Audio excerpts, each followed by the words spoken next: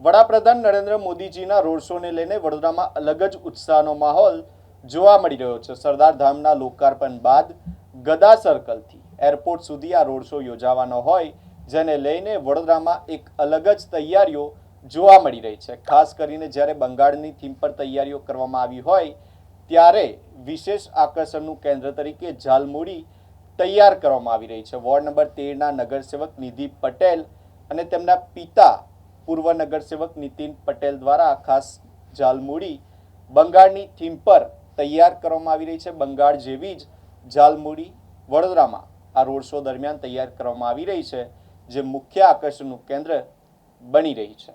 સાચી વાત છે। જ્યારે આખા ભારતમાં ચૂંટણી માટેનો જે ઇતિહાસ સર્જ્યો, એ ઇતિહાસ એક ઝાલમુડી ખાઈને જે આપણા યશસ્વી વડાપ્રધાને જે કર્યો છે, ત્યારબાદ તરત જ અહીં વડોદરા શહેરમાં જ્યારે સરદાર ધામનું ઉદ્ઘાટન થવા જઈ રહ્યું છે અને એનો બહુ ભવ્ય રોડ શો થવા જઈ રહ્યો છે, ત્યારે દરેક એરિયામાંથી આપણા કાર્યકર્તાઓ, આપણા શુભેચ્છકો અને જેટલા બી સરદાર ધામના પાટીદારો છે, એ બધાને જ્યારે દરેક નગરસેવકને પોતાનો એક ટાર્ગેટ આપ્યો છે અને બધાને લઈને જ્યારે જવાના છે, એટલો ઉત્સાહ છે, એટલા એક્સાઇટમેન્ટ છે। અને એમાં એક્સાઇટમેન્ટમાં એક જ ખાલી આઈડિયા આવ્યો કે જ્યારે પશ્ચિમ બંગાળમાં જ્યારે આટલો ઇતિહાસ સર્જ્યો છે, તો એ યશસ્વી વડાપ્રધાન જ્યારે 10 રૂપિયાની ઝાલમુડી ખાઈને જ્યારે આખું એ ફેમસ કરી છે, ત્યારે આજે અમે અમારે જેટલી બી બસ ભરાઈ છે, 10 બસનું કીધું છે, 10 બસના દરેક કાર્યકર્તાઓ માટે અમે ઝાલમુડીની વ્યવસ્થા કરી છે, જાતે બનાવી છે રેસીપી જોઈને।